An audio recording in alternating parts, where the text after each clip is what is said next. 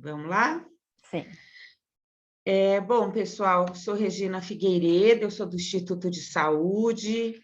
O Instituto de Saúde é um órgão de pesquisa e implantação de projetos, né, e políticas da Secretaria. A gente trabalha muito com políticas novas. Eu sou do grupo que fez a linha de cuidado da saúde do adolescente e do jovem. E a gente está trabalhando em duas frentes, que são os principais problemas, né, de saúde do adolescente hoje, que é uma coisa da sexualidade, que eu já falei ali, peguem meu contato, que a gente está dando assessoria em outro espaço, e nos meninos a questão de saúde mental, violência, drogas, etc. Né? E então eu vou trazer hoje para vocês a questão de gênero, né? E não vou ficar conceituando, mas eu quero dar um panorama do que isso implica em nível prático, né? E também vocês podem estranhar algumas coisas, porque a gente tem algumas coisas de comprovação científica, mas nas ciências humanas, veja, eu sou da humanas, tá, pessoal? A gente está com um problema de diálogo.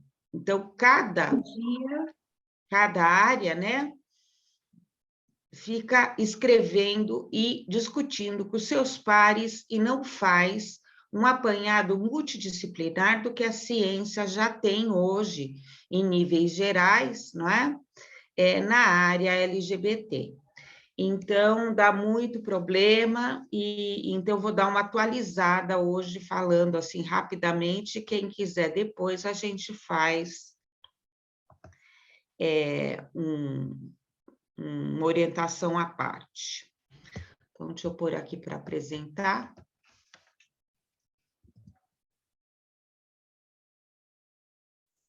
Só um pouquinho, que eu estou cheia de janela, aí eu fico bem a louca. Mas depois que eu subir, fica mais fácil. Então, a gente vai falar hoje, né, de patriarcado, diversidade, relações de gênero e saúde mental. E é muito importante a gente entender, eu não vou dar a parte teórica toda, né, mas o termo gênero, para quem é novo aí, não é?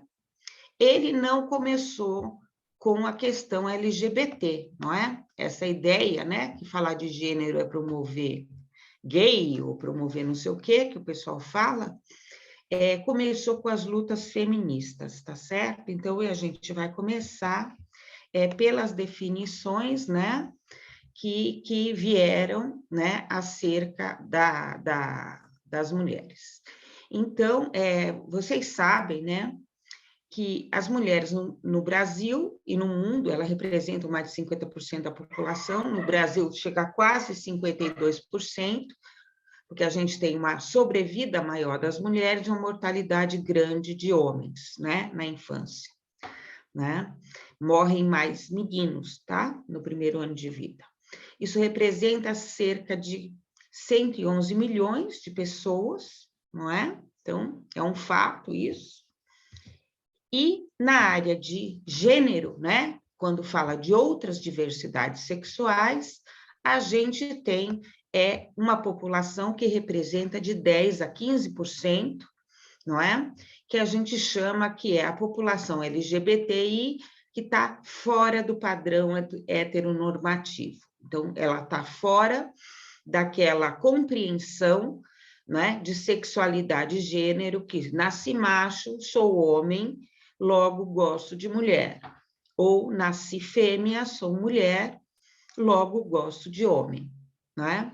Essa população no Brasil representa 21 milhões de pessoas, né? Então, é muito maior do que vários países da Europa, né? Por isso que é importante uma atenção. Então, nessa população LGBT, a gente trabalha hoje com uma classificação que é o que compõe essa população. A primeira, diversidade sexual, seria os intersexos. São as pessoas que biologicamente nascem com um cromossomo a mais, o cromossomo X, ou 2 a mais. Então, elas são XXY, XXXY, né? Isso ocorre, né? Em 1 em cada 1.000 crianças nascidas, tá certo? Então, é importante a gente saber que aqui a gente está falando do biológico genital, né? Que a gente chamava antigamente de hermafrodita, e hoje a gente chama intersexos, tá certo? Então, no Brasil, vocês sabem que é diferente de outros países que já conquistaram na certidão de nascimento o direito de pôr intersexos ou I, né? Então, nesses países estão mais avançados, eles põem macho, fêmea e I. No Brasil, a gente ainda está com aquela cultura binária, né? E essas pessoas são registradas, né, como macho ou fêmea, e depois dá o maior trabalho, né? Porque se ela não se sentir assim, vai ter que mudar, né? Então, isso é muito importante da gente divulgar, né? Eu falo que quem devia divulgar isso é até o médico no pré-natal, tá certo? Nós temos também, dentro das diversidades sexuais, eu vou fazer assim, viu, gente? Eu vou fazer a apresentação e depois abrir para a gente tirar dúvida, tá bom? Uma diversidade que a gente chama de transexualidade ou transgeneridade, né? Internacionalmente, a gente usa mais transgênero e no Brasil mais transexual. O que significa isso? São pessoas, não é? Que nascem com o sexo genital, biológico genital, de um jeito, mas que por volta dos 2, 3, 4 anos de idade, começam a apresentar características que se identificam com outro sexo, tá? As crianças que não apresentam essas características, a gente chama cisgênero, que é aquele caso, eu nasci vagina, me sinto menina, não é? E nós temos o pênis, né, que nasce e se sente menino. Esse é o cisgênero, que o gênero combina com o seu sexo genital. No caso do transgênero, ele não combina, por isso que todo mundo repara, tá bom? Mas se você for perguntar, normalmente a pessoa vai falar que ela se sente assim desde o dia que ela se conhece por gente. Então, nós temos 2 tipos de fenômeno, né, na sociedade moderna, porque antigamente era tudo igual, tá? Que é 1 em cada 12.000 machos nascidos começarão na infância a se caracterizar como meninas, né? A gente chama isso travestilidade, né? E 1 em cada 40.000, não é? Nascidas fêmeas, vão se caracterizar como meninos, tá? Além de se caracterizar, nós temos uma percentagem também que, além de se caracterizar e se travestir, né, o pessoal sempre pergunta, né, qual é o contrário da travesti, né? Se o homem que se caracteriza, a gente chama travesti, no caso da mulher seria aquela sapatão antiga, sabe? Que você se caracteriza masculinamente, isso é travestilidade, tá certo? E tem, além disso, né, cerca de 1 em cada 31 mil nascidos fêmeas, né? E 1 em cada 70.000, que além de se travestirem, aqui está errado, gente, eles se sentem, tira esse travestem aqui, põe se sentem, eu vou corrigir para mandar para vocês, tá bom? Eles se sentem, então não é só se enfeitar ou se arrumar, mas dizer-se sou uma mulher, apesar de ter nascido com pinto, sou um homem, apesar de ter nascido com vagina, e isso ocorre, não é? Na história da humanidade em todos os povos, como a maioria era tribos, não é? Você usava a roupa e estava tudo certo, né? Na nossa sociedade, nós temos o espelho, que vai causar um impacto muito grande, né? Nessa autopercepção de gênero. Então, as pessoas, além de se vestirem, muitas vezes querem se transformar, operar, né? Esses transexuais. Lembrando que para ser trans é só ter essas sensações ou características. Essas características aparecem na infância, tá? Normalmente há uma repressão familiar, a pessoa aguarda para não tomar bronca, palmada, e volta com força na puberdade, tá bom? Mas numa sociedade mais aberta, a gente percebe que é normalmente na infância. E só para vocês terem noção, quem está atendendo isso é um ambulatório na USP, Antigos, e agora também em Campinas. Depois vou passar a cartilha para vocês, tá? Aí o pessoal começa, né? Da onde vem isso, não é? Só para pegar aqui o pessoal que é das bio, devia saber, já está comprovado cientificamente, que são ações hormonais na formação cerebral, tá? Então, isso também tem fundo biológico, só que não é biológico genético, é essa epigenética que a gente trabalha, que é a reação orgânica de hormonização de testosterona durante as 2, 3, 4 primeiras de gestação sobre o cérebro, né? Primeiras semanas de gestação. Portanto, quando a mulher sabe que está grávida, descobre que está grávida, com a falha da menstruação ou exame, essa criança já tem uma percepção cerebral, tá certo? Tá?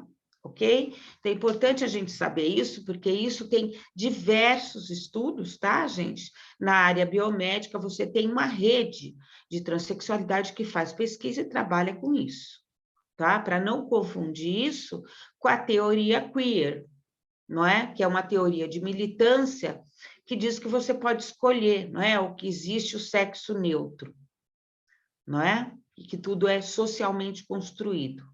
Então, a teoria queer é uma teoria, né? Para lembrar, porque a Judith Butler é uma filósofa, não é? Nós não temos como comprovar uma teoria queer, porque nunca houve uma sociedade que não dá uma educação binária, tá certo? Então, é difícil comprovar. Você precisava ir na Lua, criar todo mundo igual desde o nascimento e dizer, realmente é tudo social, tudo cultural. Mas a biomedicina tem provado o contrário, que tem ação orgânica sobre o cérebro, sim. Tá? Então, é bom trabalhar com multidisciplinaridade.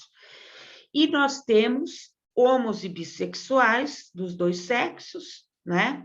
Que são cerca de 10% da população, né? Assumidamente, e outros tantos que a gente não sabe, provavelmente cerca de 5%, que não se assumem ou se falam por questões culturais da sociedade ser conservadora ou punitiva, né? Vocês precisam saber que tem países no mundo que ainda mata gay, não é? Ok? Tá bom?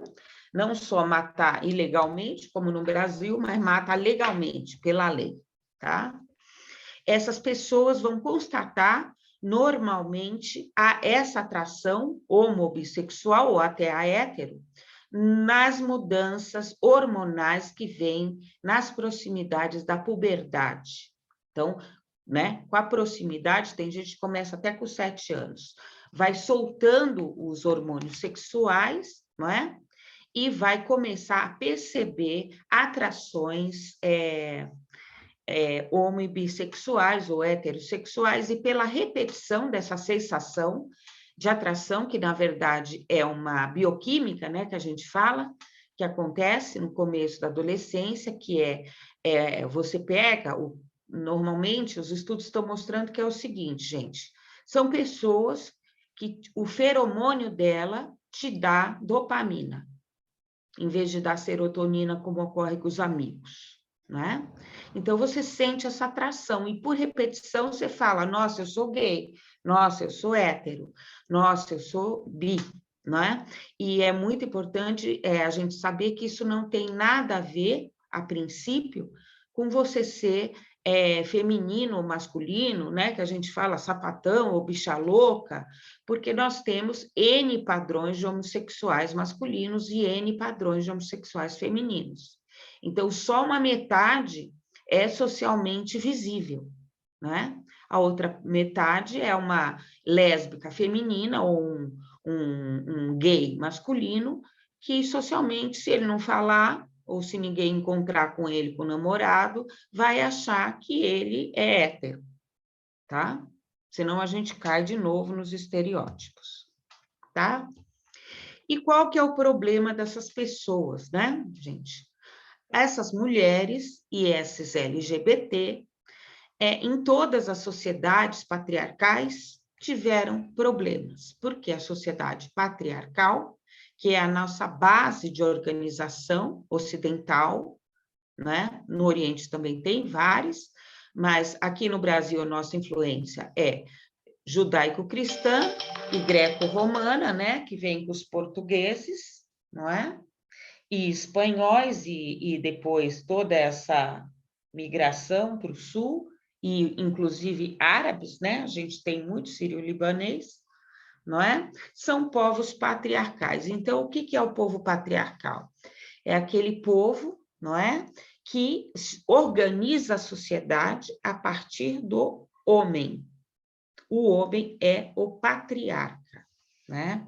Isso significa que essas sociedades, né, durante milênios, durante séculos, no caso do Brasil, mas durante milênios no resto do mundo antigo, né, elas baseiam a sua organização no pátrio poder. Então, é o homem, não é, o obtentor do poder, da posse, né, das riquezas dos meios de produção, não é, da vida política e do espaço social.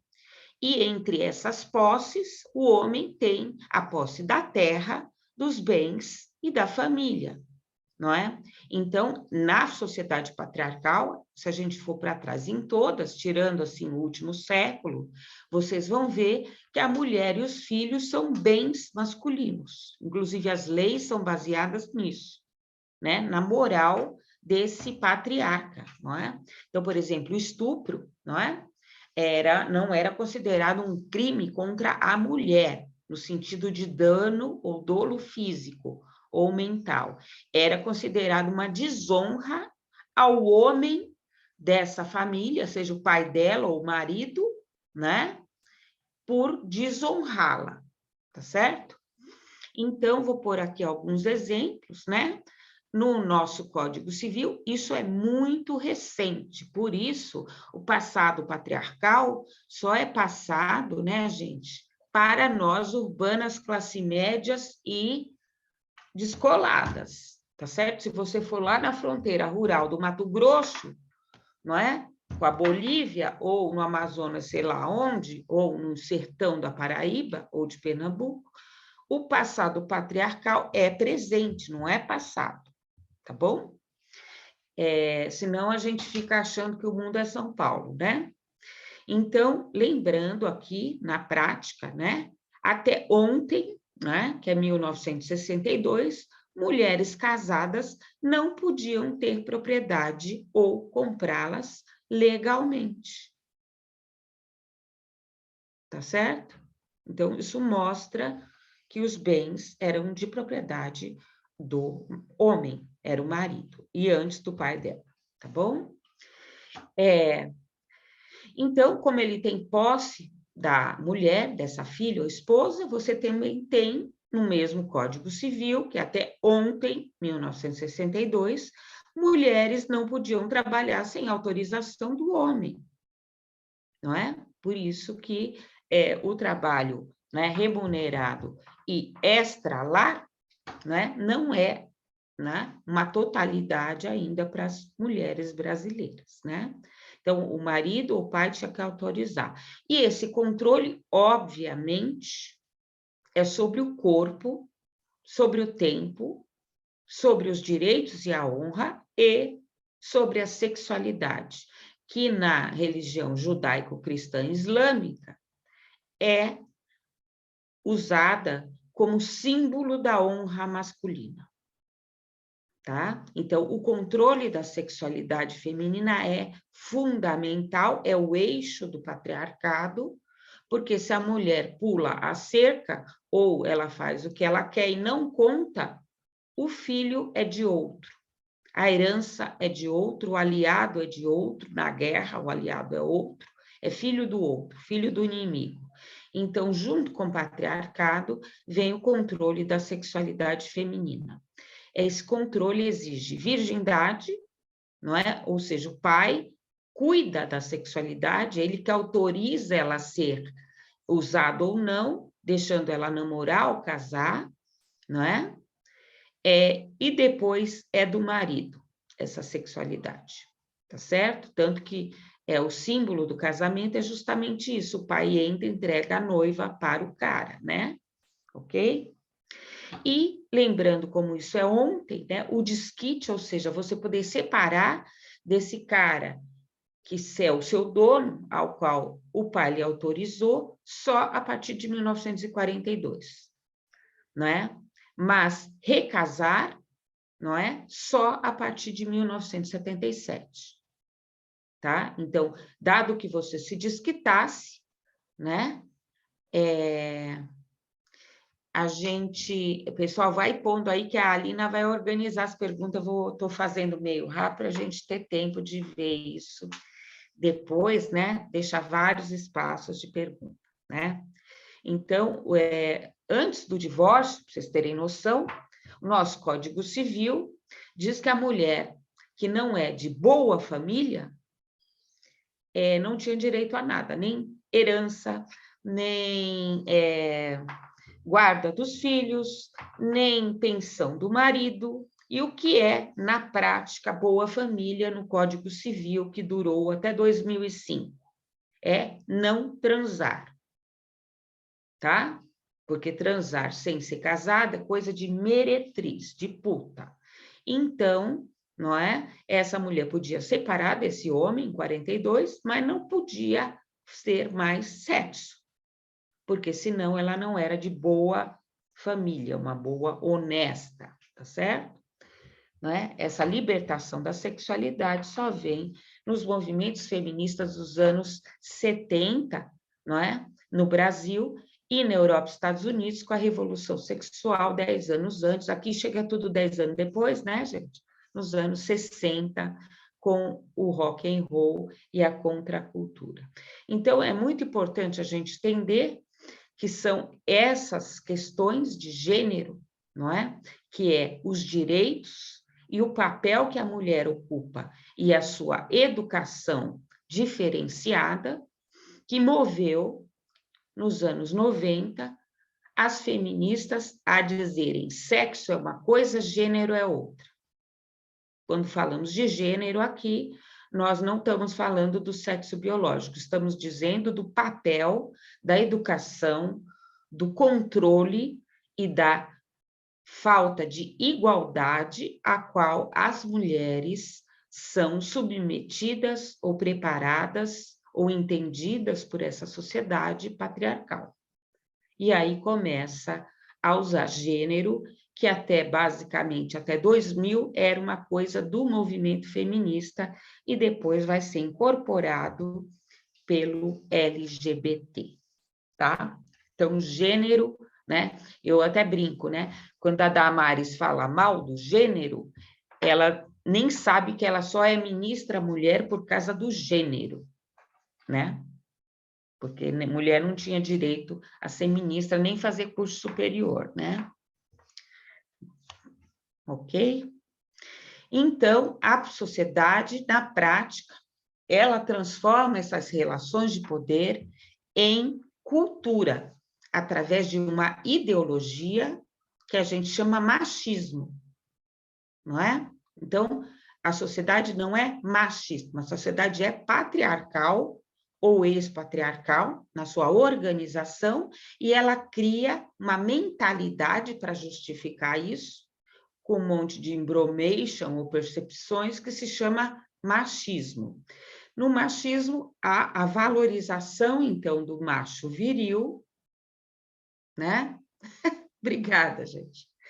E esse macho viril desrespeita ou submete ou considera inferior, não porque ele considera da cabeça dele, gente, porque realmente é inferior na organização social, tá? Tudo que não é macho viril. Então, ele submete, desrespeita, inferioriza as mulheres, todas, não é? Todas as mulheres, porque não é macho viril, inclusive, se for lésbica, ele vai ensinar com o estupro corretivo, que eles falam, qual é o lugar dela, de mulherzinha, não é? Por isso que as lésbicas sofrem estupro, não é? Ok? Mas ele também vai submeter, desrespeitar, inferiorizar, né? Os homens considerados não macho viril, que é o que eles determinam por achômetro, não é? Que são afeminados, não é? Ou os gays e os trans, tá? Ou seja, o cara nasceu com pênis, não é? Numa sociedade patriarcal, e em vez dele ser nosso colega e desfrutar desse benefício, desse privilégio, ele fica se comportando igual as mocinhas. Então, a gente arrasa com ele, né? Não é à toa que o Brasil tem quantidades de violência contra homens gays, trans, e não precisa nem ser gay e trans, se for um pouquinho feminino, já sofre bullying, tá? Então, quais são as consequências? Porque a gente sabe, né, gente, como é uma educação de gênero, não é? O macho alfa também é educado para ser macho alfa. Não é? A gente não pode considerar, somos nós, LGBT mulheres, contra eles, né? Não é uma luta binária, porque o macho alfa, ele é educado pela mãe dele, também pela família dele, a ser macho alfa. Então, ele também sofre consequências, mas obviamente não as que as mulheres e LGBT sofrem, porque ele é o rei, né? Ele é educado para ser o rei, o futuro rei. Então, consequências para o macho alfa, que a gente trabalha na área de saúde mental, muito importante. Primeiro, sensação de vulnerabilidade, não é? Ok? Super-homem, gente, pula do prédio e não quebra o pé, né? Ele voa e não se estrumbica. Brad Pitt transa com o filme inteiro e não pega DST, não é? Tom Cruise também, não engravida ninguém. Quer dizer, esses modelos de masculinidade causam sensação de vulnerabilidade, que a gente vai ver depois nas causas morte, né? Causa a nível psíquico-emocional o aprisionamento de sentimentos de emocionalidade, não é? Tudo que é associado ao feminino não é recomendado na educação desse macho alfa, não é? Então, ele aprisiona, né, a sua expressão emocional, não é? E aí a gente brinca, né? A mulher vai falar com o homem, né? No casamento, ela blá, blá, blá, blá, blá, ali, né? Mulher sabe a diferença de chateada, decepcionada, não é? Triste, não é? Ela escreve na agenda, ela conversa com o amigo, o homem acha tudo chato ou não chato, não é assim? O homem basal, né? Que a gente fala, né? E isso faz ele se expor a riscos e sofrer sozinho. Então, a primeira causa de morte de adolescentes e jovens são as causas internas, que incluem porrada de carro, violência, briga, facada, tiroteio e envolvimento com álcool e drogas, porque ele é um invulnerável. Ele pode correr de moto a 200 km por hora, igual Tom Cruise, lá não sei lá que filme, e ele acha que pode, né? Vai tirar racha, né?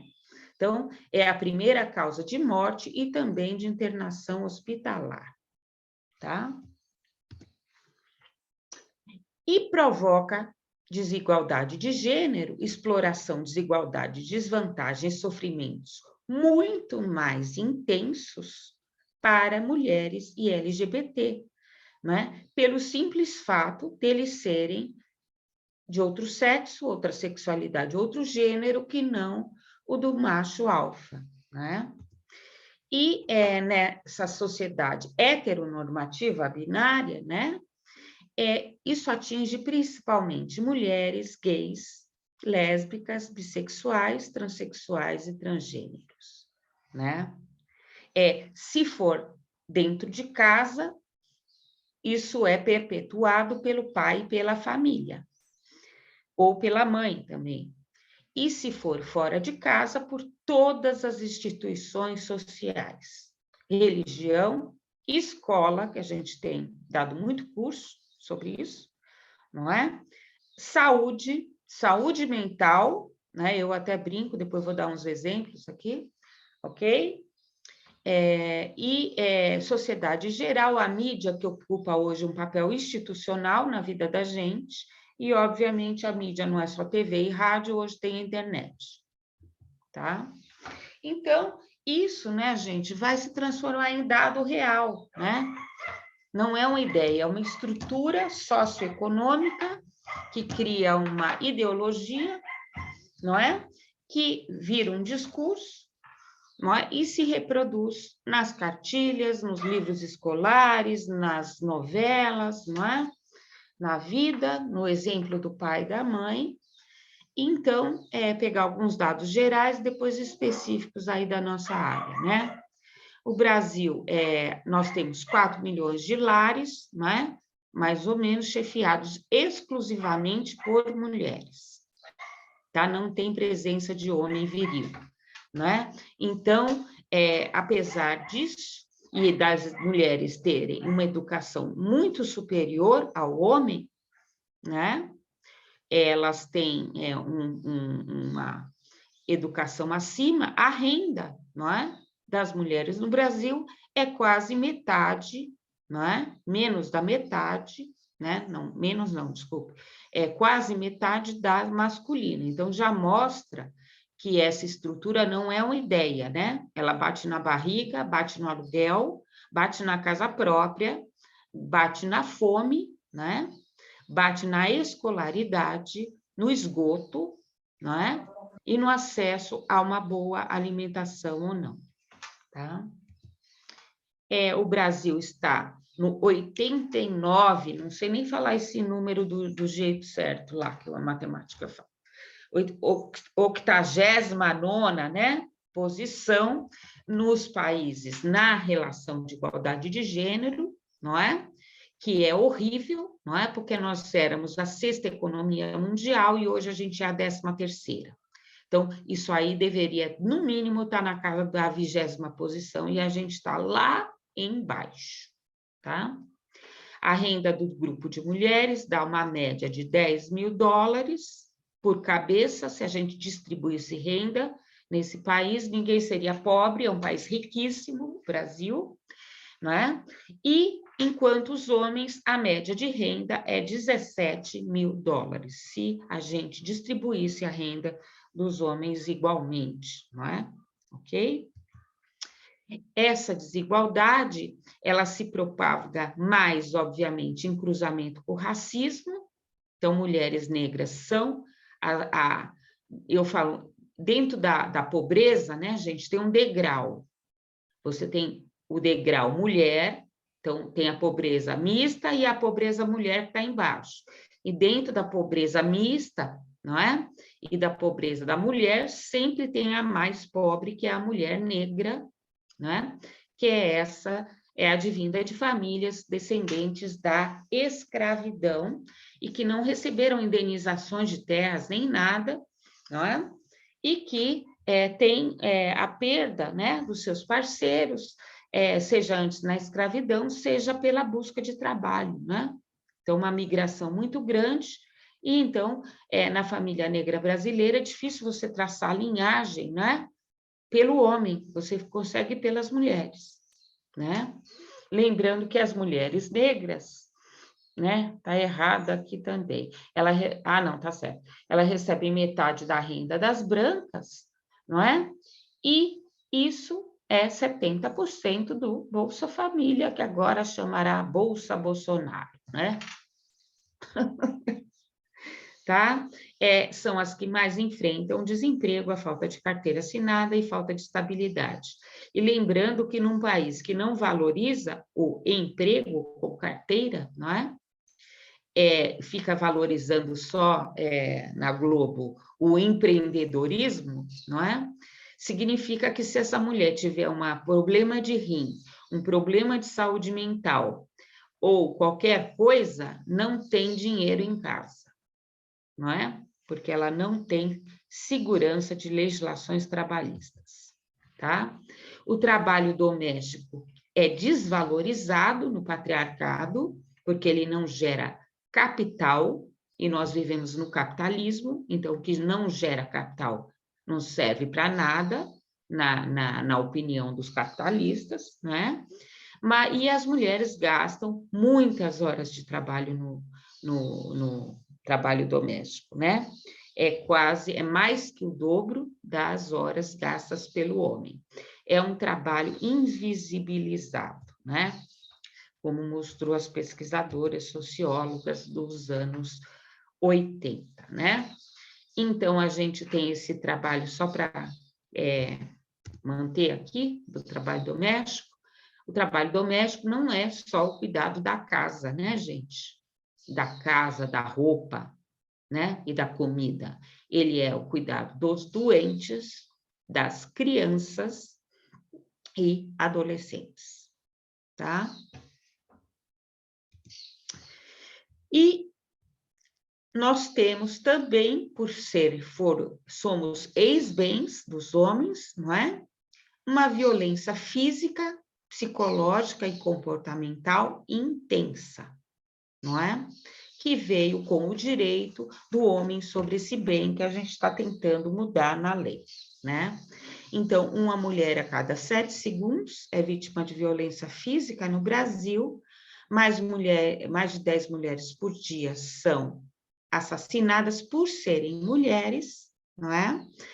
Quase metade, 43% das mulheres já foram vítimas de violências físicas. Geralmente, todo esse feminicídio e violência física é causado por parceiro, ex-parceiro e namorados, os seus, né, na cabeça do patriarca, donos, não é? Que isso está muito explícito, né?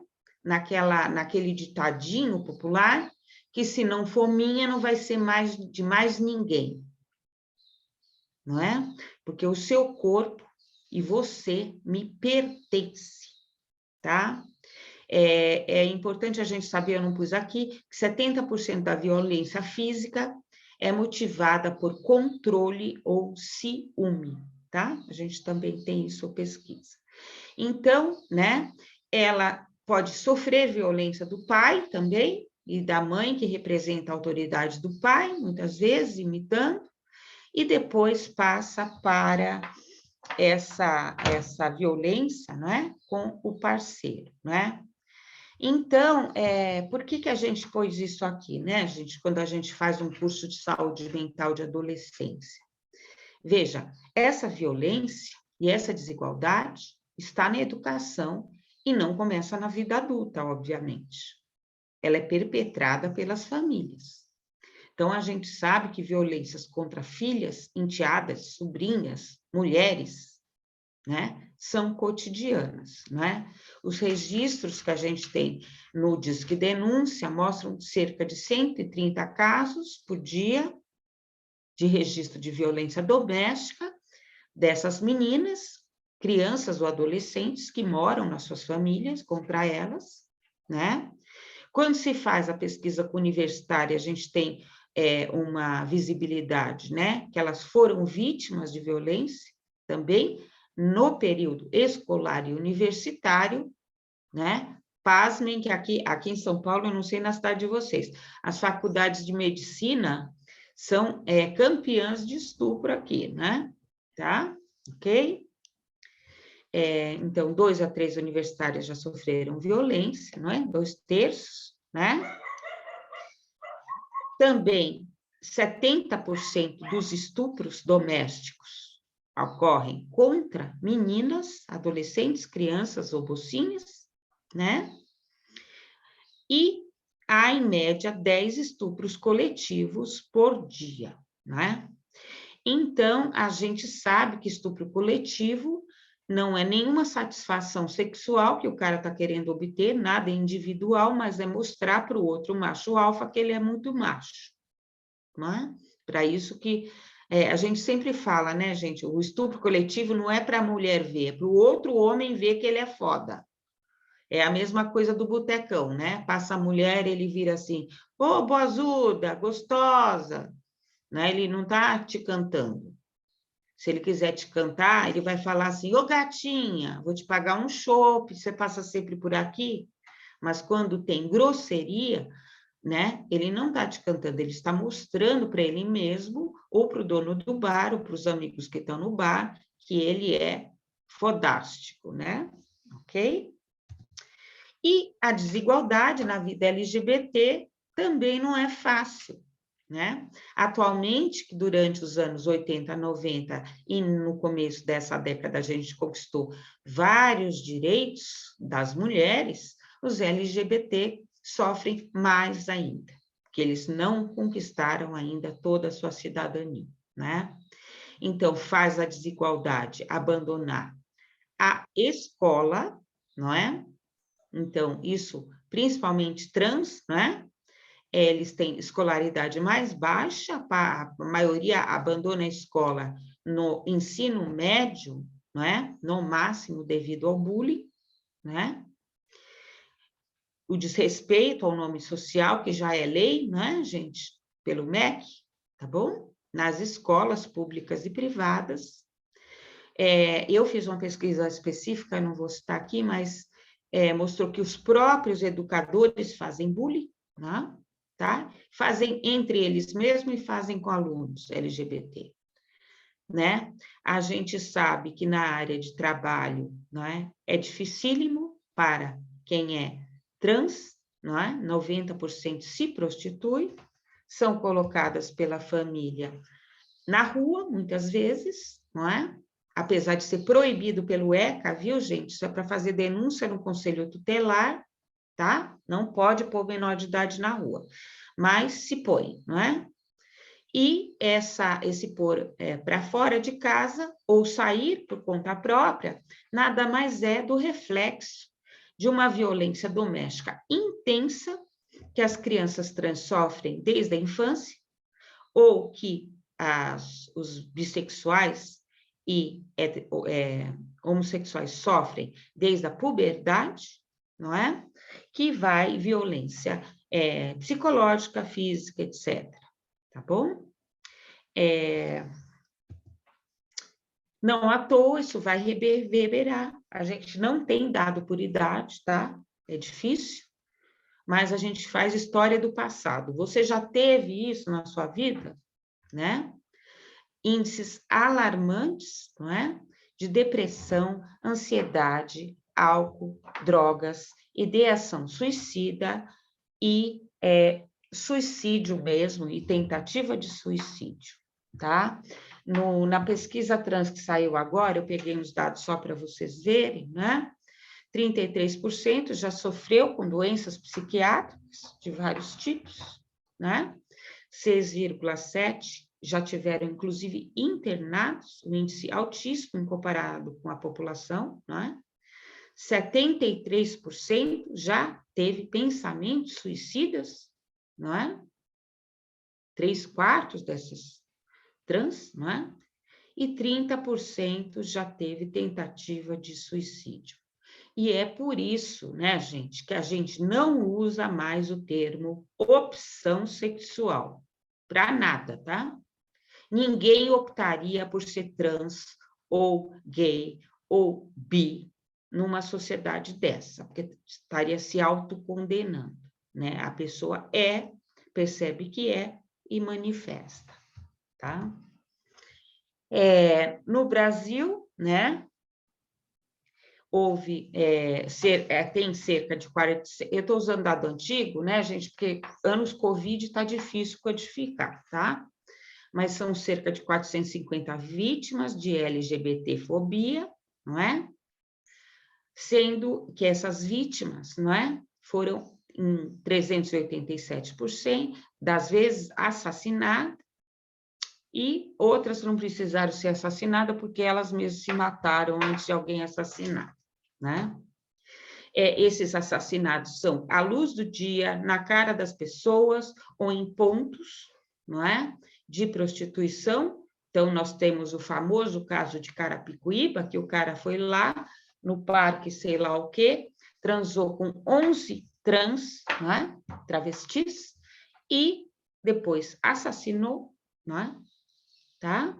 Mas também temos uma quantidade enorme, veja, enorme, de assassinatos em casa, tá? Seja na casa dos pais, tipo um menino lá na frente do meu instituto que pulou da janela, porque era gay e o pai não aceitava, seja por adolescentes.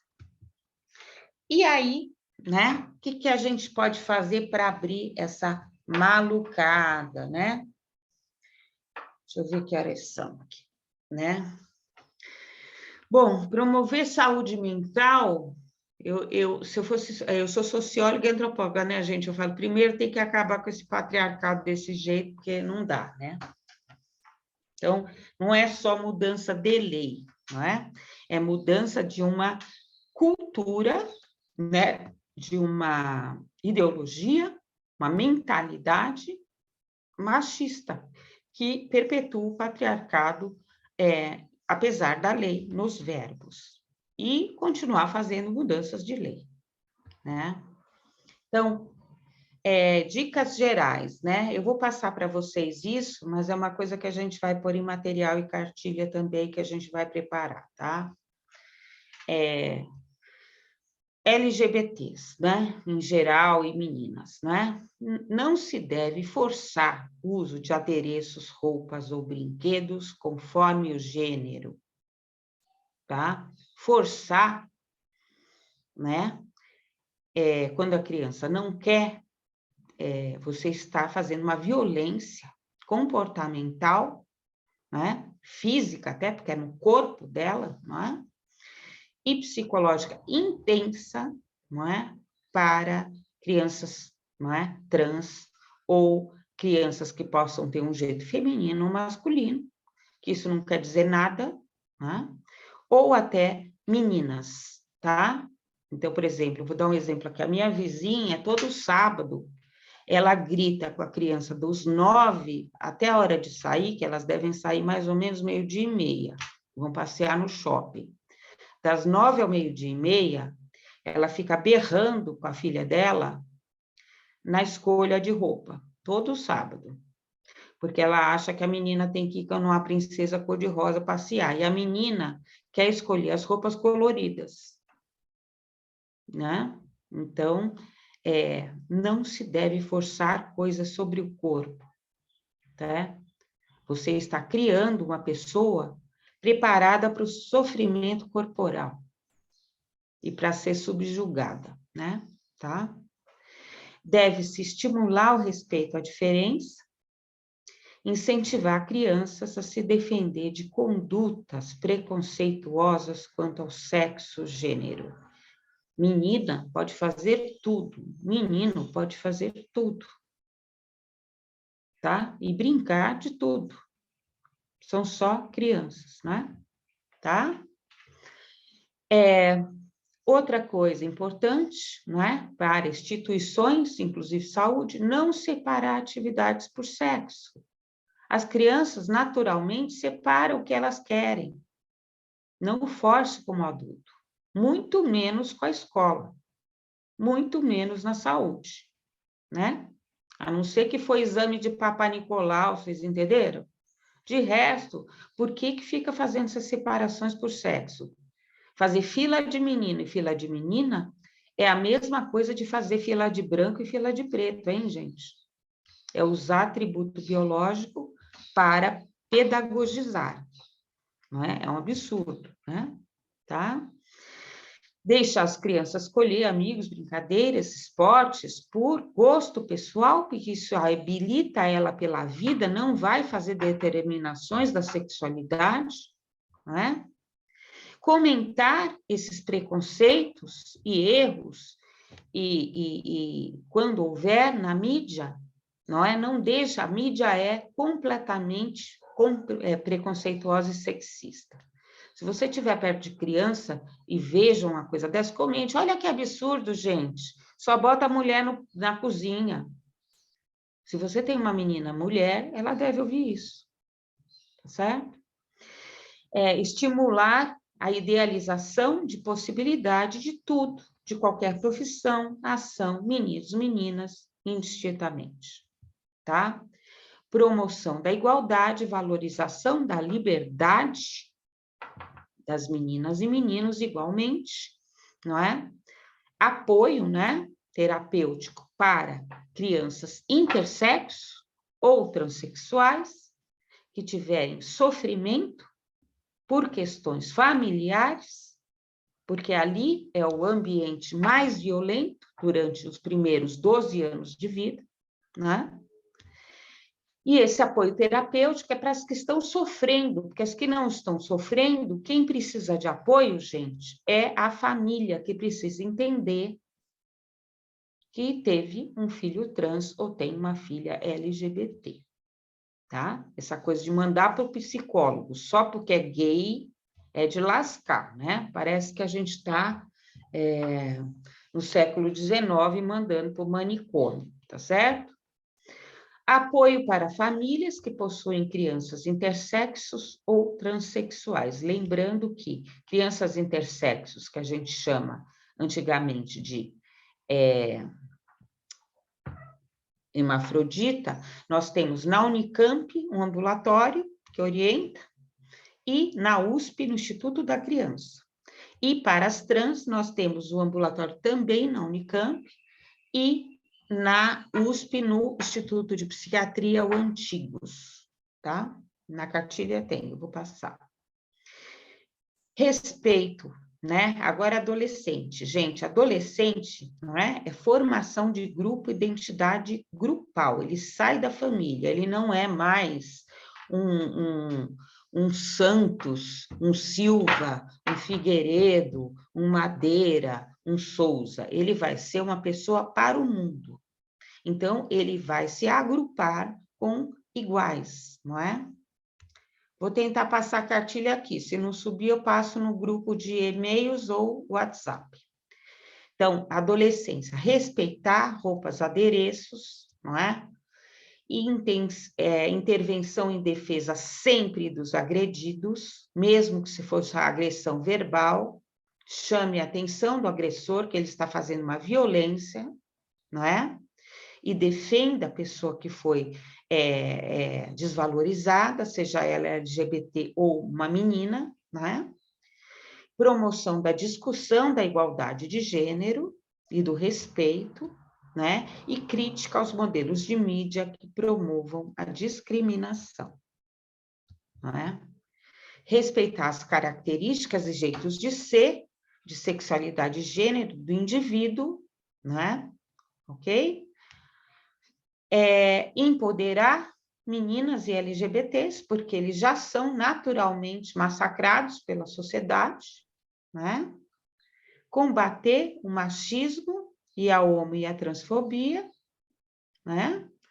E denunciar violências e tentativas de coerção qualquer, né? Contra meninas e LGBTs, e ou de reversão sexual, não é? Nós ainda temos, não é? Um grupo grande de psicólogos se formando, não é? Querendo fazer reversão sexual. Não vou dizer quem é, mas tem, tá? Então, dá apoio ao terapêutico ao adolescente que estiver sofrendo, né? Situações de discriminação por sexo gênero, seja a mulher, né? Sofrendo com machismo, com coerção familiar, não é? Seja LGBT, e dar apoio terapêutico à família que tiverem com problema que não compreende que tem filhos LGBT. Quem está precisando de psicólogo é os adultos, né? Ok?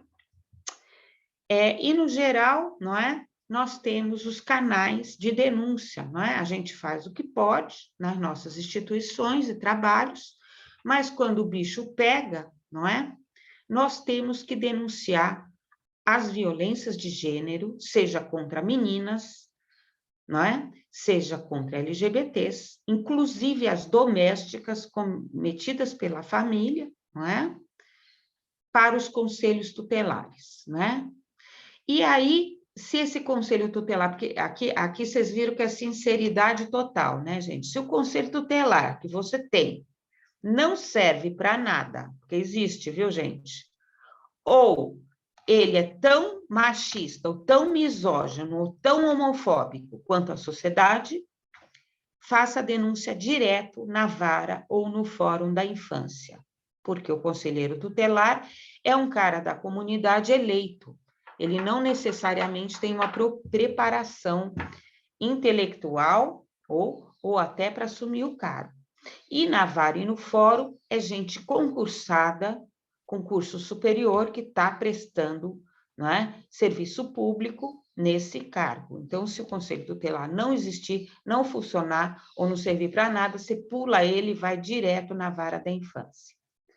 E se for necessário, não é, em casos muito complicados, não é, que entra violência, risco de vida, violência física, violência sexual, né, fazer BO, tá? Inclusive contra familiares, tá bom? É claro que a gente passa sempre na vara e no fórum para tentar convencer, né?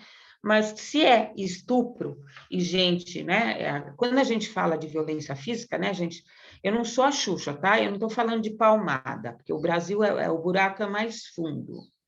A gente está falando de gente que acorrenta, não é? Gente que tira a comida do filho porque é gay, trancou no galpão, entendeu? Ou gente que estoura a pessoa para ela ficar com as costas toda alenhada ou queimada de cigarro. Então, vamos deixar a palmada para a Suécia e cuidar do que precisa, e depois a gente discute as outras questões, tá? Vamos falar de coisa mais séria. O Brasil, a gente está no nível 1 ainda do combate à violência, né?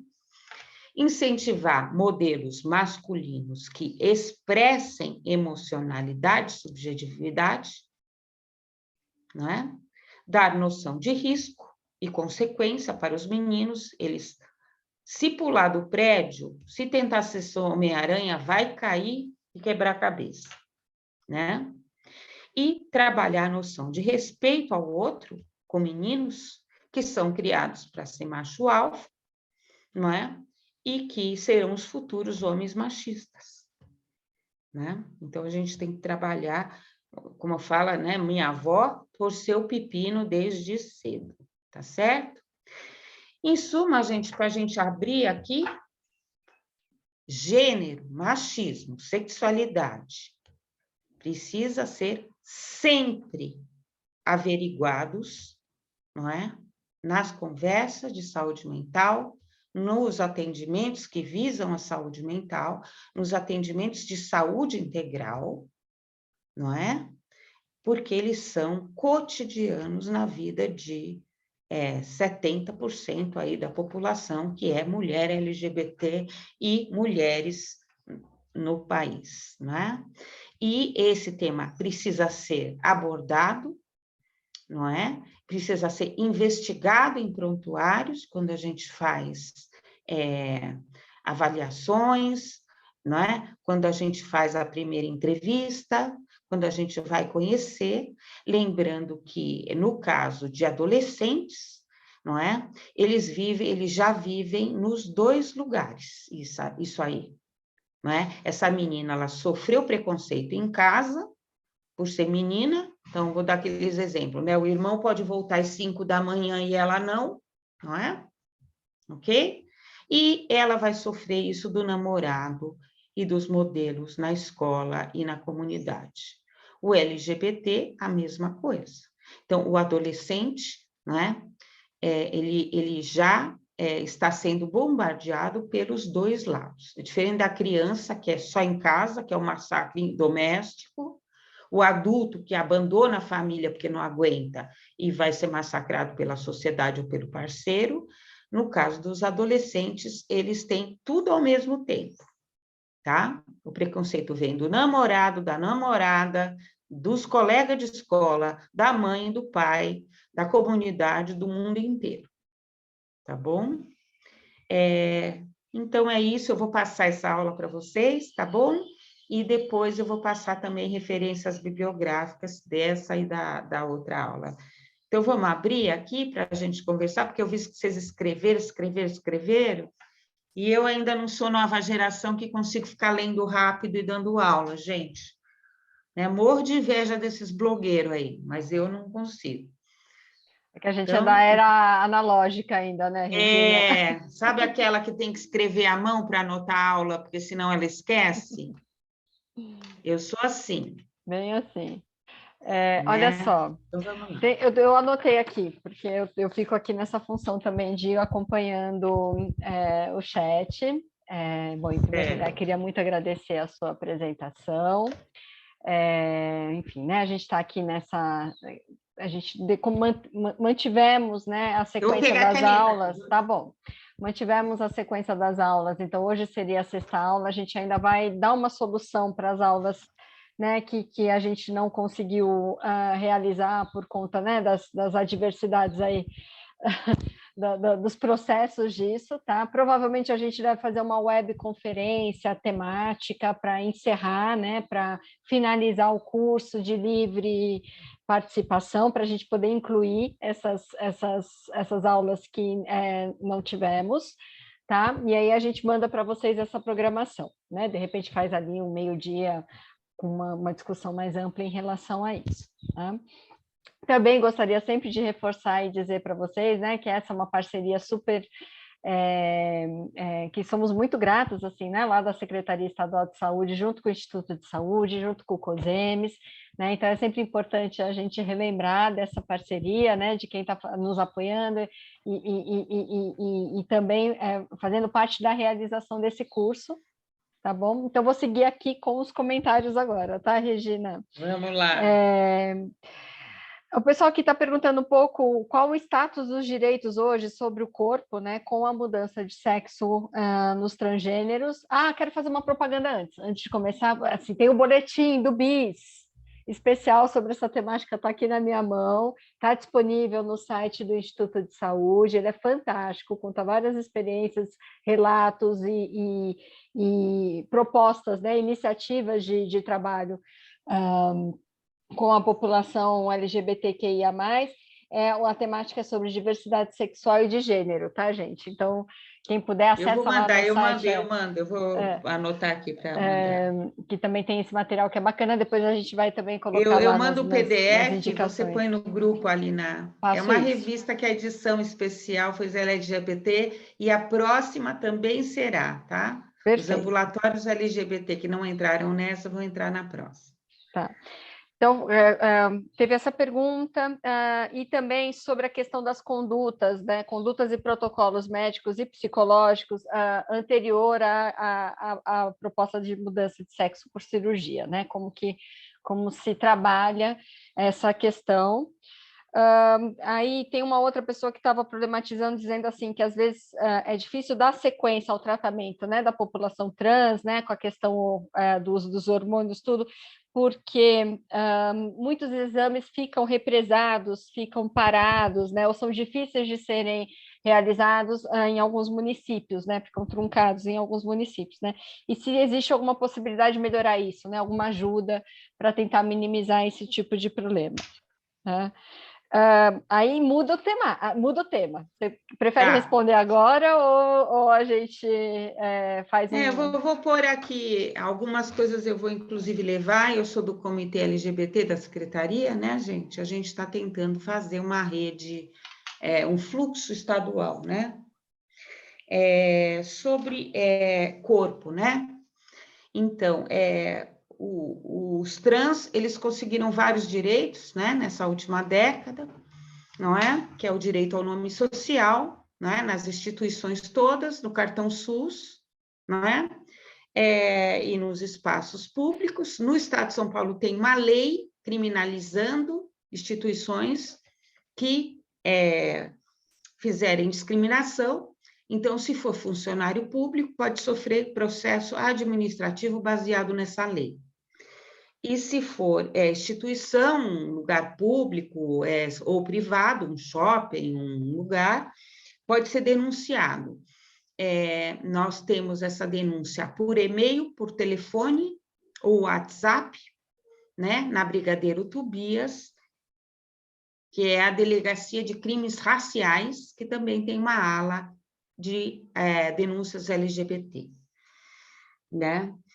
Em relação ao corpo, não é? Vocês sabem, antigamente era um trabalho enorme para mudança de nome social. Hoje é só você ir no cartório e fazer a retificação do seu nome, não é? Você não precisa, não é, fazer a retificação de nome para ter direito às transformações corporais. O problema das transformações corporais são dois. Um é a falta de informação do que tem. Então, nós temos alguns ambulatórios em nível estadual, são poucos, que fazem hormonização para trans mulheres e trans homens. Só que a gente está tentando ampliar isso, divulgando iniciativa, porque, na verdade, gente, não precisa do endocrinologista. Com protocolo, qualquer serviço que tenha um médico, né, pode fazer a prescrição da hormonização. Os municípios que se interessarem podem arrumar o serviço e procurar o CRT-AIDS, ou me procurar, eu passo para eles, a Fabiola, porque quem está fornecendo os hormônios é o CRT-AIDS estadual, tá? Outra coisa que vocês precisam saber, quando você dá o hormônio, 70% fica satisfeitíssimo, tá? Quem quer operar é 30%, tá? Então, não é um fluxo que 100% vai começar e terminar com essa demanda. Vai diminuindo, entendeu? Tá? Se o governo desse implante de peito, já resolvia o problema de 50%. Com hormônio, mais tanto. Sobra lá para a operação 30%. Qual é o problema da operação? Né? Estão sendo feitas 2 operações por mês. O CRT está tentando agora mandar para 4. Nós temos que fazer essa operação de todo mundo que está aí e os dos antigos, não é? Porque antigamente não tinha. Então, você tem uma demanda reprimida desgraçada de 10 anos de fila, tá? É pior que transplante, tá? Obviamente, casos específicos passa na frente, dependendo de idade, condição, sei lá o quê. A fila, normalmente, é 2 anos o processo, não é? O Conselho Federal de Medicina exige, não é? Que haja acompanhamento psicoterapêutico assinado, psiquiátrico assinado, todos os exames, um tempo de hormonização, dado que essas operações são irreversíveis, não é?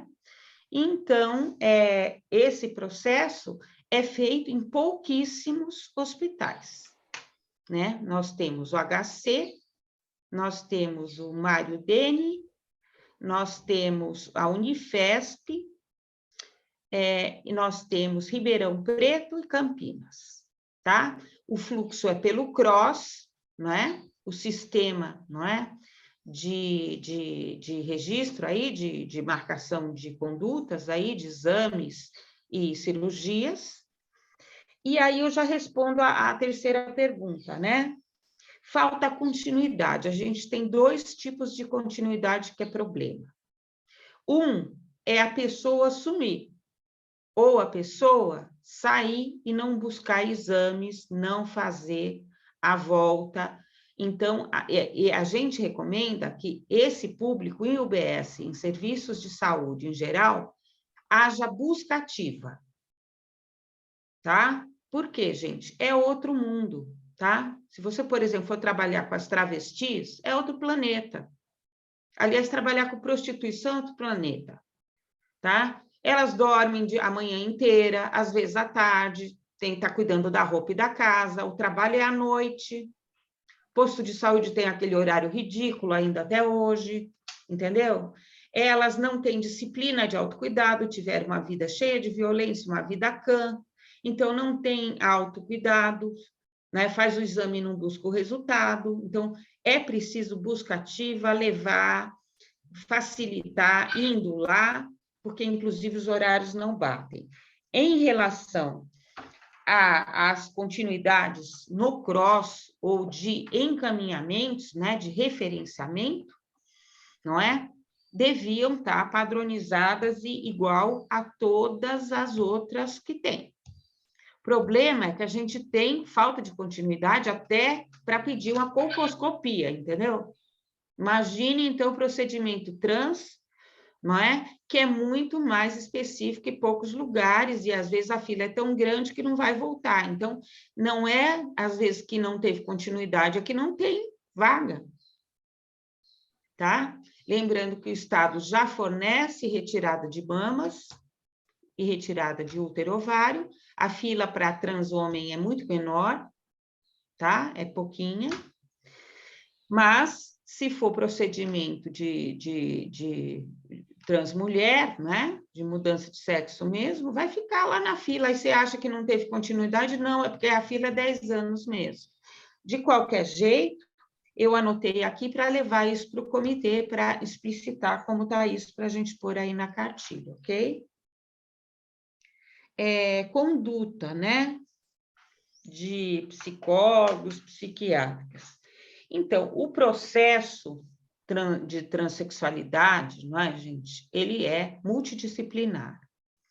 Então, por ser multidisciplinar, e tem áreas que os médicos físicos não dominam, criou-se a obrigatoriedade de 2 anos de acompanhamento psicológico e psiquiátrico, que tem uma briga enorme, não é? Porque as trans adultas dizem, não preciso provar que eu sou louco, eu tenho problema, 2 anos para dizer que eu sou o que eu sou, não é? Eu sou o que eu sou. Mas, como a gente parte da desconfiança, os protocolos ficaram com essa obrigação. Mas, para hormonizar, não precisa. Tá? Então, por exemplo, eu vou dar o exemplo para vocês de São Paulo. São Paulo tem 40 serviços do município, UBSs, que fazem hormonização de população trans. A pessoa chega, marca a consulta e começa a fazer. Claro, o cara vai pedir lá exame de sangue, papapá, né? Tá? Ok? Então, nós, nesse momento, não temos como brigar localmente em relação às transformações cirúrgicas, porque a portaria geral exige o processo de 2 anos multidisciplinar. Nós podemos brigar para mudar a portaria geral, mas não estamos num governo bom para fazer isso. Vamos deixar passar esse, né? Você sabe que o Bolsonaro não gosta muito dessa área de mulher e LGBT, né? Mas nas questões psiquiátricas, psicológicas, hormonizações e procedimentos simples, né? Os processos podem ser feitos automaticamente, né? Direto, não é? Então, o que eu entendi, não tem um protocolo e um padrão, não é? Eu vou até perguntar se tem um manual, não é? Vou perguntar lá para o CRT, talvez tenha algum manual orientando procedimentos. O que eu conheço é mais publicado no formato de artigo científico, tá? Mas eu vou pesquisar isso para mandar aí para o grupo. Ok? Pronto, Alina, vamos para outro? Aí, quem quiser tiver mais dúvida desse assunto, eu vou te falar que desdobraram para assim, outros, né, gente? desdobraram para outros, eu falo assim, outros comentários aqui do chat. Eu só queria fazer uma coisa, né? Porque assim, né, gente?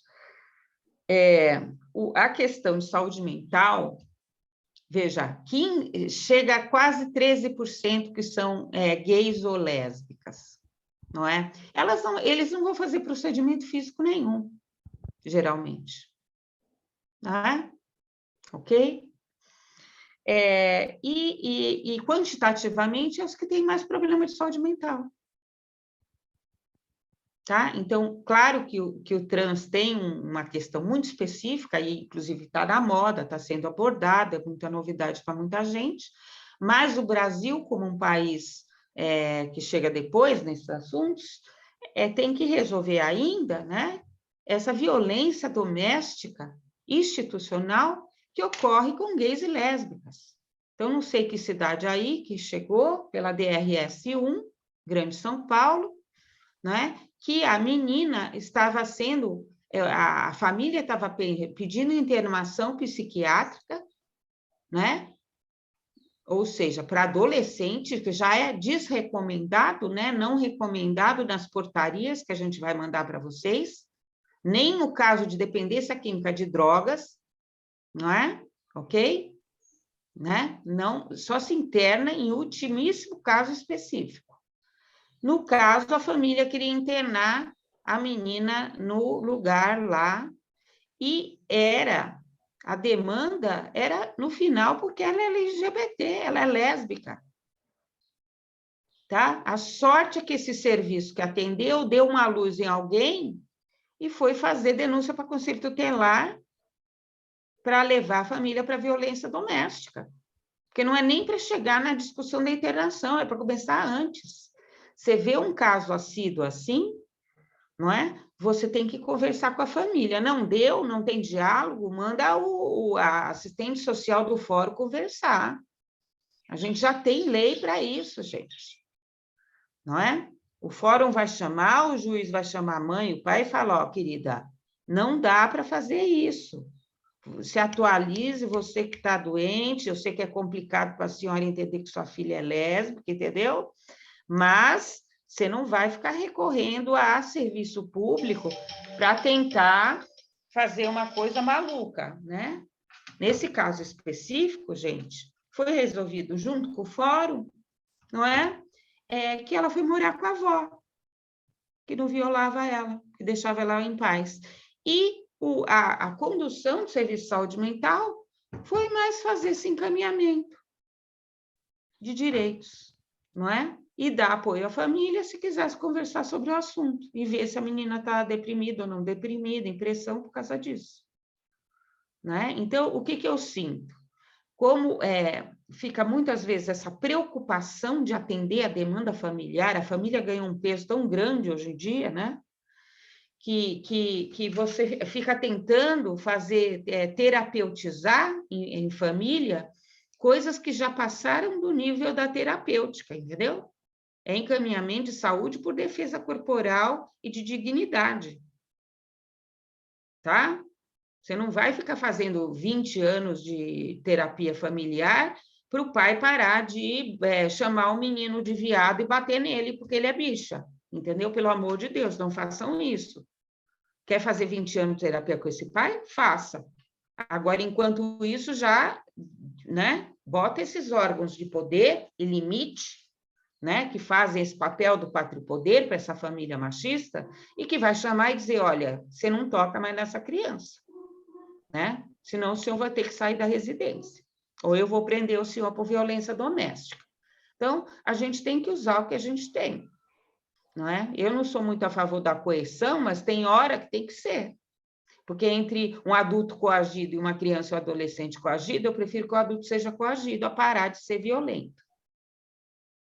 Não é? Ok? Porque a mudança cultural, gente, ela não é geracional, ela é intergeracional. Ela demora 3 gerações para ocorrer.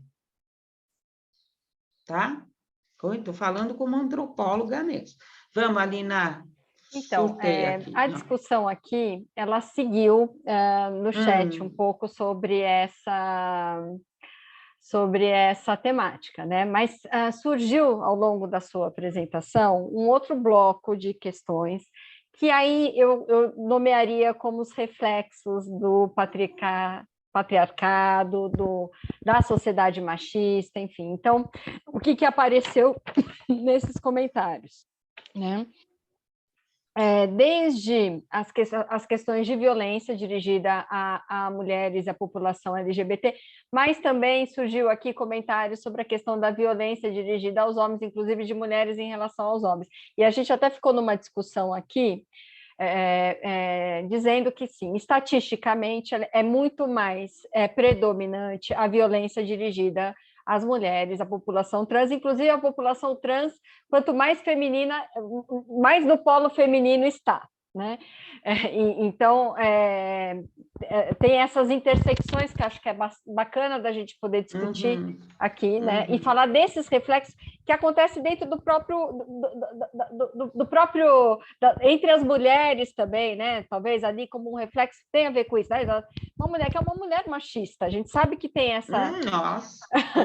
essa presença também, né? Porque é reflexo dessa sociedade. Né? Mas acho que é importante frisar a questão da violência, então isso aparece. E também sobre a questão da religião, né? O quanto que a religião também não cruza com esse ideário do patriarcado, enfim, como isso não se manifesta. Aqui o comentário veio em relação à aceitação das famílias, e principalmente da população LGBT, mas também, por exemplo, dentro pensando, né, na dimensão da adolescência, né, dentro das escolas, como que os funcionários e professores nas escolas, né, às vezes trazem também o reflexo dessa sociedade. Então, acho que você pode finalizar esse bloco falando, né, retomando sobre esse aspecto em particular, né, que é complexo, que não é pouco, não é pequeno, né, para a gente poder finalizar, então, essa parte da aula, fazer um pequeno intervalo para a gente seguir com a professora Marisa Pfefferman, tá? Sobre juventude e a questão do uso prejudicial de drogas, tá bom? Bom, gente, a gente brinca que esse tema, né, é uma panela de pressão. Sempre que você abre, né, veja, a maioria é mulher, deve ter muito LGBT aí. Quem não é LGBT está na área de saúde mental, quer dizer, já são homens sensíveis, né, que têm uma questão qualitativa emocional trabalhada. Então, a gente bota esse tema, você lembra de todas as desgraças sociais, né? Todo o machismo que você já sofreu, o absurdo. É normal nessas aulas, nesse curso, né? Uma panela de pressão que sai todos os exemplos, vocês vão lembrar de tudo, né? Então, a gente vive num sistema patriarcal, é muito importante que esse sistema não veja bem, eu vou repetir porque eu dou aula para as feministas, para o movimento LGBT e para o planeta inteiro, né? Eu dou um monte de pós-graduação aí. Não é uma briga de homens contra mulheres, mulheres contra homens, hétero contra LGBT. Se você caiu nessa briga, você está se distraindo. Tá certo? Não é isso, né? Tá bom? A questão é um sistema estruturado, não é? Por políticas sociais e públicas que fazem os dois, ambos serem machistas, ambos serem homofóbicos, ambos serem racistas. Não é? A mulher é machista, a mulher é homofóbica. Veja, se as mulheres fossem altamente descoladas, todas as crianças seriam descoladas. Quem já trabalhou com criança e adolescente sabe que não é. As mães é umas trolhas, entendeu? Então, ela reproduz, né? A gente reproduzir, gente, é muito mais fácil e prático do que contrariar. Quem contraria, briga, tem que fazer briga política, sofre, é excluído, vira o urubu da família, tá certo? Então, é isso, né? Então, não é para brigar oposição. O que nós temos que fazer é um movimento social para a mudança de políticas. Tá certo? E políticas quem faz é o Estado. Tá? Então, ser feminista não é ficar brigando com o amigo da faculdade que é machista. né? Se ele for seu namorado, você briga, mas não precisa ficar brigando com todos os meninos do mundo, não é? É sim, exigir uma escola que tenha no currículo, aliás, já tem, não é? No currículo obrigatório nacional, está escrito direitos humanos. E a diversidade de gênero, segundo a ONU, é direitos humanos, ou seja, pela lei e pelo currículo obrigatório, todo mundo pode falar disso. Ah, não quer usar a palavra gênero? Ah, usa, tá bom, usa machismo, usa gay, pronto. Ah, o prefeito está entrando com lei na Câmara proibindo a educação sexual de gênero na escola, não é? Liga para a gente manda os documentos, tá? Você entra no Ministério Público, porque é inconstitucional. Se na lei federal diz que tem que fazer, o prefeitinho, um vereadorzinho, um bostinha, não pode ficar enchendo o saco. Tá certo? É inconstitucional. Na época da pílula do dia seguinte, gente, nós derrubamos, só no estado de São Paulo, 25 proibições no Ministério Público. Então, fazer luta de direitos dá trabalho, tá certo? Tá? É briga, é geral, mas é política pública, não é? Se você tem um serviço de saúde, um serviço de assistência social, em uma escola pública que promove a igualdade de gênero, né? E os direitos, a cultura vem em 30 anos já mudou, tá? Ok? Isso a gente sabe porque trabalha com exemplo de outros países, tá bom? Se você der uma caixinha de carrinho, não é? Para os meninos e uma caixinha de boneca para as meninas, né? Lá na Suécia, você perde o seu emprego de professora pública. Tá certo? Porque a Suécia quer que as mulheres dirijam bem e os meninos façam licença paternidade e ajudem no trabalho doméstico. Então, tudo é a briga, não é no WhatsApp, não é com um colega, é uma briga de organização de grupos, movimentos para mudanças políticas. Botar na Câmara projeto, brigar para o serviço ter uma comissão que faça, é essa briga que faz de ir para frente. Né? Bate-boca é só para histeria, tá bom? Outra coisa que eu posso falar, né, é que a religião, não é? A gente lutou aí, todo mundo era católico, né? Há 50 anos atrás, todo esse país era católico. Então, a gente ficou lutando os 20 anos, que foi os anos 60, 70 e 80, contra o conservadorismo católico, né? Você vê, a igreja não mudou muita coisa, mas os católicos mudaram. Eu não conheço nenhuma católica que não usa contraceptivo. Tá certo? Então, dentro da religião, se você é do grupo religioso, você tem que brigar para ordenar mulheres.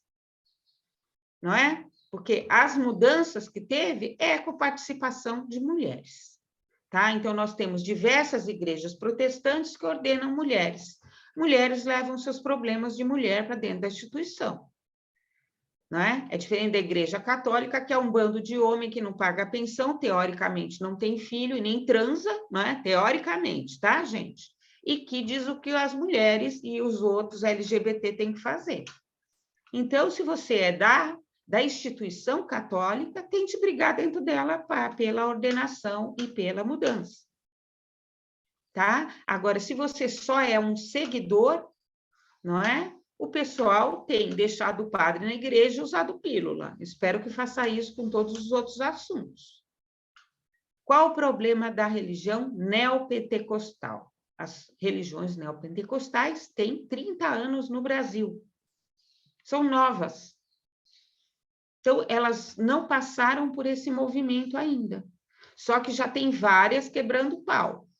Então, você tem várias que ordenam a mulher, várias que já autorizam uma. Eu conheci uma que, inclusive, é a favor do aborto, não é? Eu conheci igreja pentecostal que é LGBT, que aceita LGBT. A questão é que não são as principais, porque as principais, gente, são instituições que nem o Vaticano, não é? São essas três principais aí que tem televisão e rádio. Então, se você é do corpo dessa igreja, lute para ela mudar por dentro.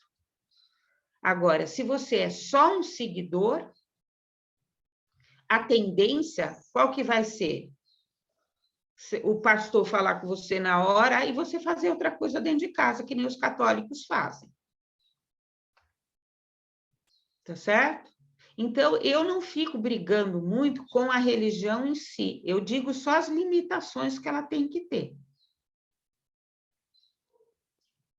Tá? Eu acuso as limitações, eu falo assim, veja bem, um pastor, né, que normalmente tem ensino médio, não tem a mínima condição de explicar por que que existe crianças transexuais. Por que que no desenvolvimento fetal, há uma ação hormonal específica que promove essa influência. Não é? Se nem o pessoal de curso superior entende, não é? Quando eu dou aula na pós-graduação, imagina um cara de segundo grau que não chegou no nível de publicação científica, né? Porque segundo grau você tem aquele livro escolar, só que você não fica lendo o artigo científico.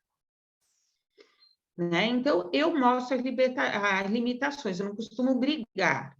Né? Eu sou daquela época que eu dava grupo de planejamento familiar para as mulheres, não tinha nem evangelho, era tudo católico. Aí eu falava para elas, realmente, o padre não transa, né? Ele não tem mulher, ele não paga pensão, se tiver filho, ele não paga pensão, porque nem assume, né? Então, vamos conveniar que a senhora tem direito de pôr um DIU, né? Ou a senhora vai ter 14 filhos, que nem sua mãe. Né? E elas mesmo chegavam à conclusão que elas queriam ter 3, 2 filhos, 4, mas não 14, entendeu? Então, eu respeito, mas eu mostro as limitações e contradições. E outra coisa que é importante a gente saber, a mudança cultural e a mudança via Estado, que é a mais importante, porque forma as leis e regras, quem faz é quem está sofrendo. Tá certo? Ninguém soltou os escravos porque era legal. Soltou os escravos porque eles faziam rebelião o tempo inteiro, incendiavam as casas de engenho e davam muito trabalho. Um dia eles conseguiram que a princesa Isabel fizesse lá a cartinha. Não é? Quem criou as lutas das mulheres e as conquistas das mulheres foram as mulheres. Quem está conquistando as lutas LGBT é o movimento LGBT com muita encheção de saco. Então, quem está por baixo, tem que ser educado a não ter uma postura de submissão, porque senão vai morrer por baixo, tá bom? O Egito ficou com o sistema escravista durante 4.000 anos. No Brasil, durou só 400. Por quê? Porque os escravos daqui eram meio bravos, mas talvez mais do que do Egito, entendeu? Então, eles fizeram a mudança mais rápido. Tá? Agora, isso envolve tudo, né, gente? Tá? Quando a gente fala política, envolve tudo. Concessão de televisão é política. Se você tem hoje metade da televisão que pode fazer propaganda LGBT, é porque o governo deixa. É uma política pública isso. Tá? Enquanto ele solta uma leizinha no Ministério da Saúde, ele solta outras normas que deixam a metade da televisão brasileira falar mal de LGBT. Então, isso é política pública. Tá? Então, é isso, Alina. Pessoal, eu vou organizar tudo isso, eu vou mandar para vocês, textos, curiosidades e tal, lembrando, que a gente está à disposição lá para a questão da atenção padronizada de adolescente, a gente começa pela saúde, OBS, e depois, para os municípios que quiserem, a gente continua com a questão na educação. Tá bom? Tá bom, Regina, vamos fazer um intervalo breve. Eu levantei a mãozinha um pouco para a gente poder finalizar, e aí a gente retoma um pouquinho depois das 10h50 com a professora Marisa Pfefferman, tá bom? Bem rapidinho mesmo, para a gente seguir aqui, tá? Até daqui a pouco. Vou tentar colar tá? Vou tentar Tá. colar a aula aqui já para ficar para vocês, tá bom? Depois Beijo. entra lá no grupo, eu te passo o chat para você poder entrar, que é bacana, depois a gente vai trocando com o pessoal lá do grupo. Tá? Me põe no grupo, né? Aí eu Uhum, consigo mandar para o WhatsApp tudo, perfeito. tá bom?